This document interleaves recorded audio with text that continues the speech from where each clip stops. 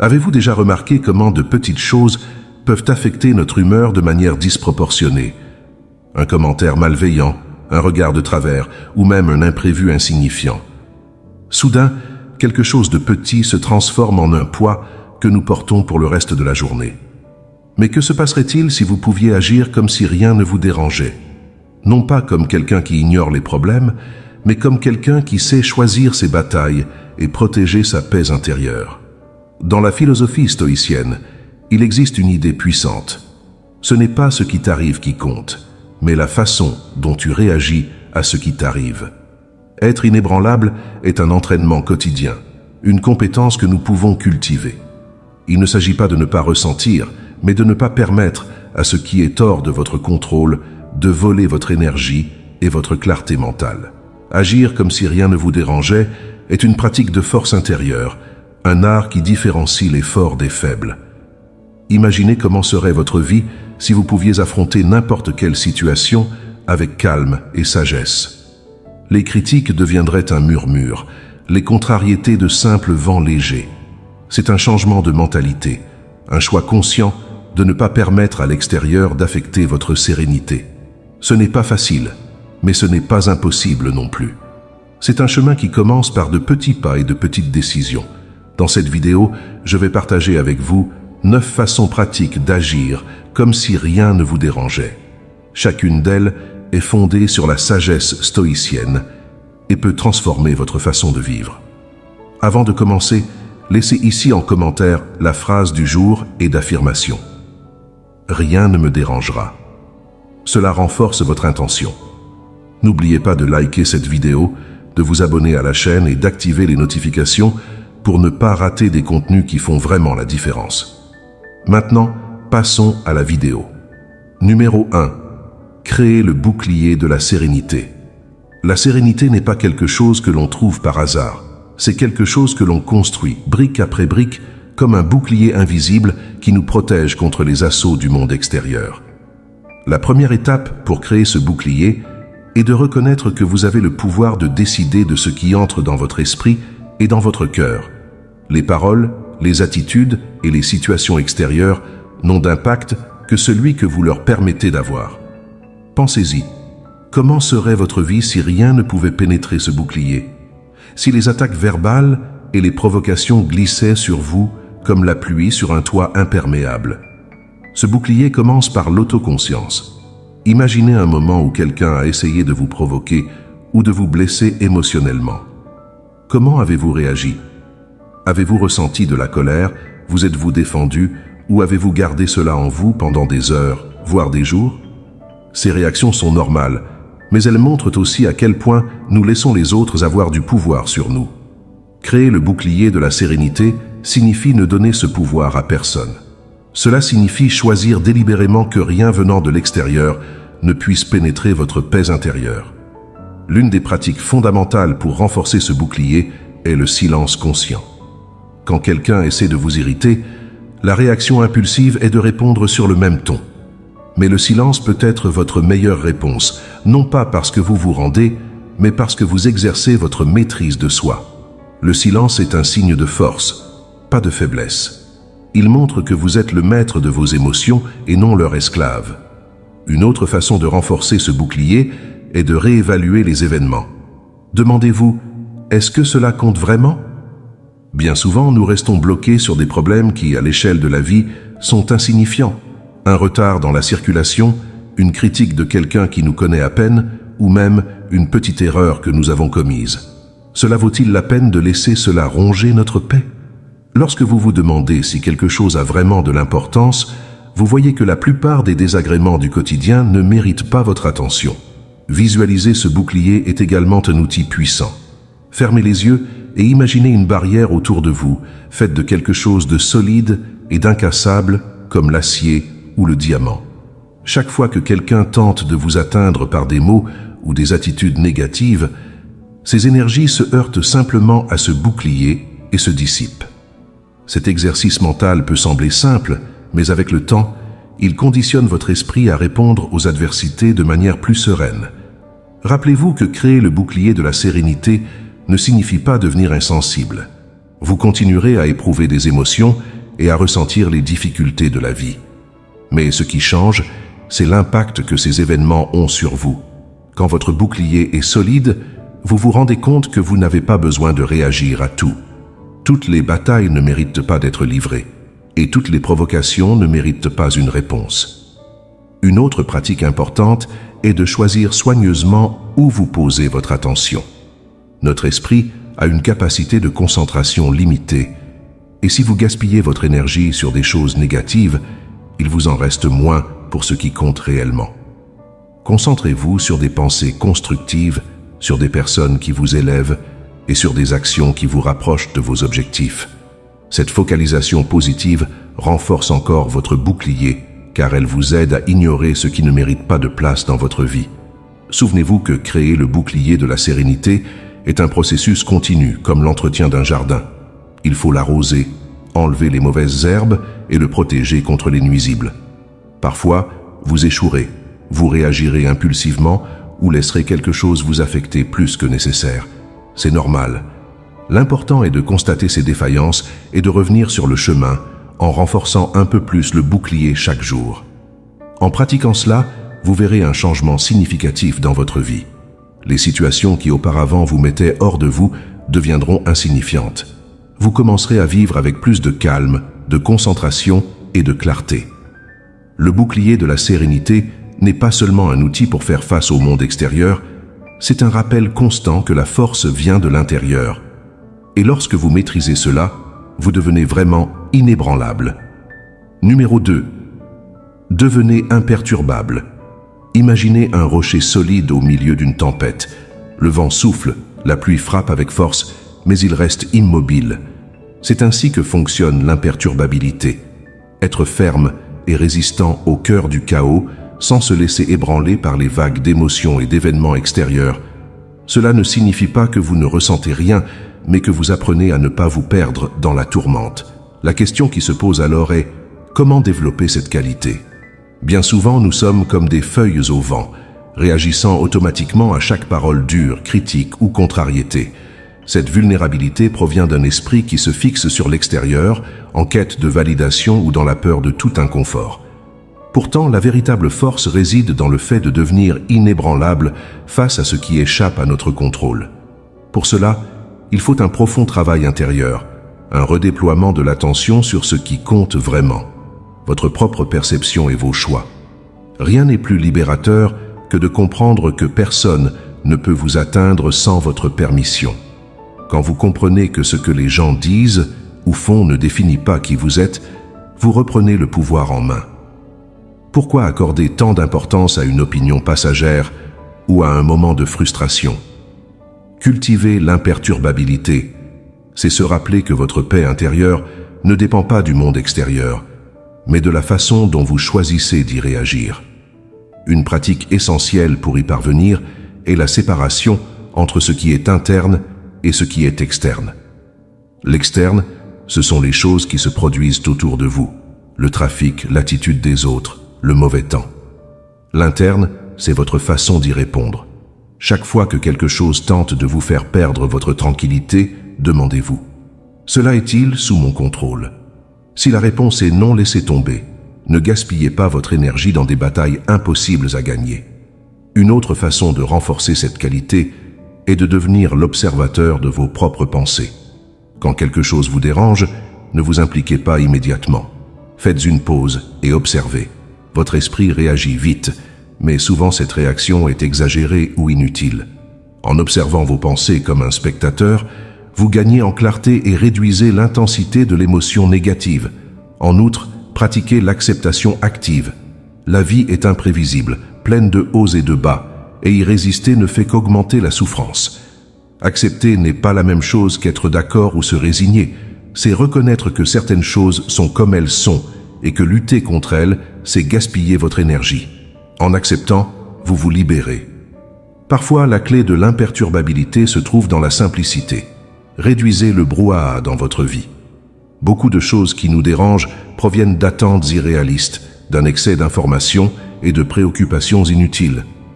En simplifiant, vous éliminez ce qui n'est pas essentiel et créez un espace pour le calme. Être imperturbable signifie aussi fixer des limites claires. Tout ne mérite pas votre attention et tout le monde ne mérite pas une réponse. Dire non à ce qui menace votre paix est un acte de courage et de soin de soi. C'est l'une des formes les plus profondes d'autoprotection. Préserver votre énergie et choisir avec sagesse où la placer. Pour devenir vraiment imperturbable, il faut se souvenir que la vie ne consiste pas à contrôler ce qui se passe, mais à contrôler qui vous êtes face à ce qui se passe. Chaque défi est une occasion de pratiquer cette force intérieure. Ne voyez pas les difficultés comme des ennemis, mais comme des alliés qui vous aident à grandir et à vous élever. Au cours de ce processus, rappelez-vous, l'imperturbabilité est un entraînement, pas un état permanent. Avoir des journées difficiles ne signifie pas que vous avez échoué, mais que vous apprenez. Avec le temps, votre réaction naturelle aux adversités sera plus calme et vous sentirez le poids du monde se dissiper. En fin de compte, être imperturbable ne consiste pas seulement à faire face aux défis extérieurs, mais à créer un monde intérieur si stable qu'aucune tempête ne peut vous renverser. Et cette force, cette paix, est à votre portée à tout moment. Choisissez de l'embrasser et vous découvrirez que vivre dans la tranquillité est plus qu'un idéal, c'est une habitude qui transforme. Numéro 3. Convertissez les obstacles en marches. Les défis que nous rencontrons dans la vie peuvent sembler être des murs infranchissables, mais en réalité, ce sont des marches déguisées. La grande question n'est pas ce que vous affrontez, mais comment vous choisissez de faire face à ces difficultés. Marc Aurèle, l'empereur philosophe, a dit un jour « L'obstacle à l'action fait avancer l'action.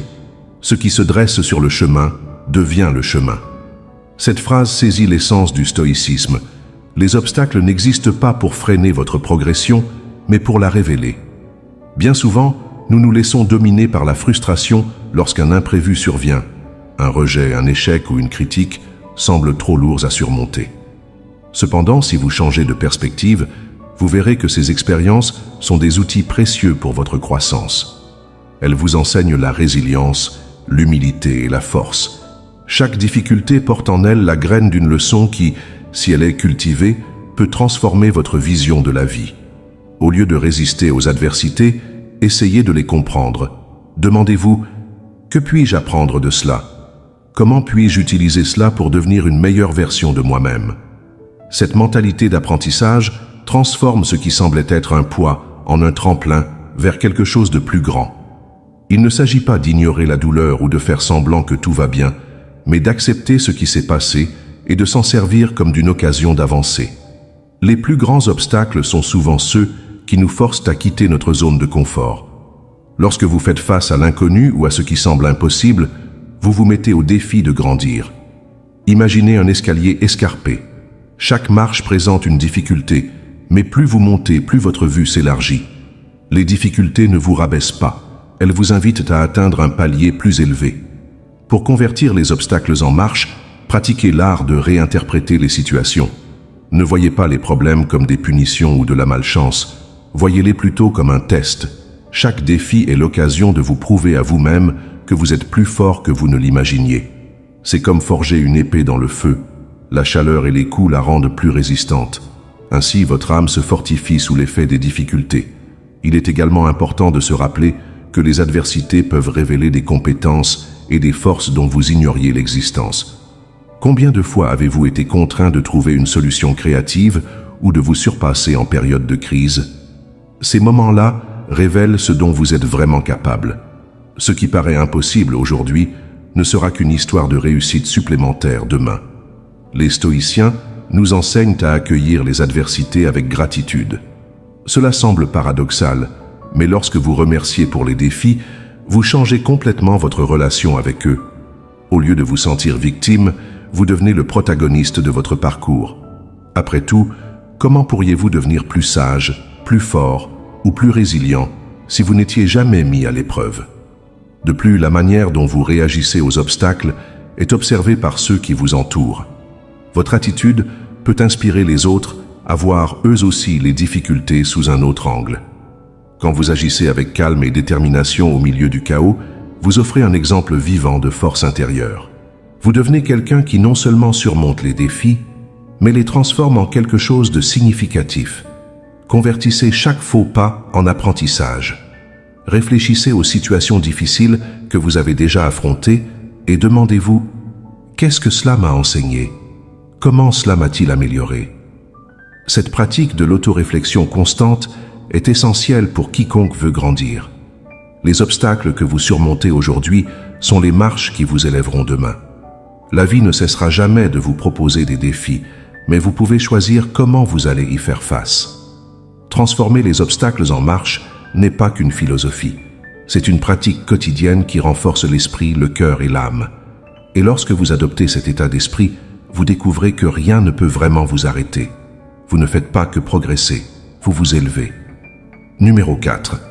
Apprenez à faire une pause. Dans l'agitation du quotidien, beaucoup d'entre nous vivent comme s'ils étaient constamment en train de courir, réagissant à tout de manière automatique sans même réfléchir. Cette absence de pause nous conduit à prendre des décisions impulsives, à dire des mots mal pesés et à poser des actes dont nous nous repentons souvent. Pourtant, le secret d'une vie plus sereine et équilibrée réside dans quelque chose de simple et de puissant, savoir s'arrêter. Marc Aurèle nous rappelle « Sois maître de ton esprit, fais une pause et pense avant d'agir ». C'est cette pause consciente qui nous permet de reprendre le contrôle et d'agir avec sagesse plutôt que d'être emporté par nos émotions. Combien de fois vous êtes-vous déjà reproché quelque chose que vous avez fait ou dit sous l'emprise du moment? Peut-être une dispute, une réponse impulsive ou même un effort pour vous justifier alors que ce n'était pas nécessaire. Ces actions se produisent parce que, au lieu de respirer et de réfléchir, nous laissons l'intensité du moment nous emporter. Apprendre à faire une pause ne consiste pas seulement à éviter les erreurs, mais à créer un espace pour la conscience et la clarté.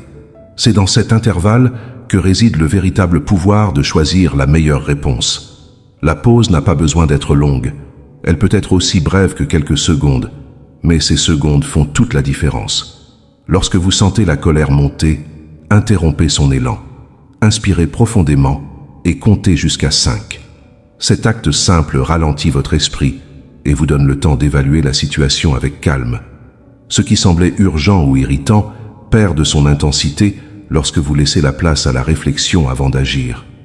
Il y a aussi une grande valeur à appliquer cette pause en cas d'indécision. Souvent, on nous pousse à répondre rapidement, que ce soit au travail, en famille ou dans les situations du quotidien. Or, les décisions importantes ont rarement besoin d'être prises instantanément.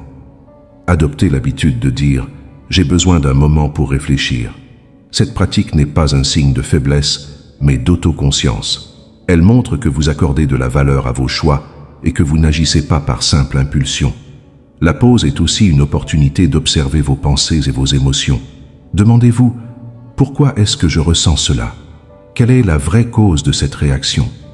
Souvent, ce qui nous dérange à l'extérieur est le reflet de quelque chose à l'intérieur. Ce moment d'introspection peut révéler des insécurités, des peurs ou des croyances limitantes qui ont besoin d'être travaillées. Sans cette pause, nous passons à côté de la chance de mieux nous connaître. Un exemple concret de la façon dont la pause peut transformer votre vie est le moment où vous faites face à une critique ou à une provocation. Au lieu de réagir immédiatement, arrêtez-vous, respirez et demandez-vous « Est-ce que cela compte vraiment? Comment est-ce que je veux me souvenir de ce moment dans un an ?» Cette réflexion peut complètement changer votre perspective, transformant une réaction impulsive en une réponse réfléchie et sage. La pause est également essentielle pour préserver votre énergie. Lorsque vous enchaînez les tâches sans jamais vous arrêter, vous finissez par vous épuiser physiquement et mentalement. Prenez de petites pauses tout au long de la journée, même si ce n'est que quelques minutes. Levez-vous, étirez-vous, respirez profondément. Ces moments de repos régénèrent votre esprit et vous aident à aborder le reste de la journée avec plus de concentration et de vitalité. Dans la philosophie stoïcienne, la pause est considérée comme un moment d'alignement avec la raison.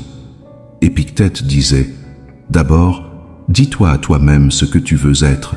Ensuite, fais ce que tu dois faire. » Ce conseil reflète l'importance de prendre le temps d'évaluer ses actions avant de les exécuter.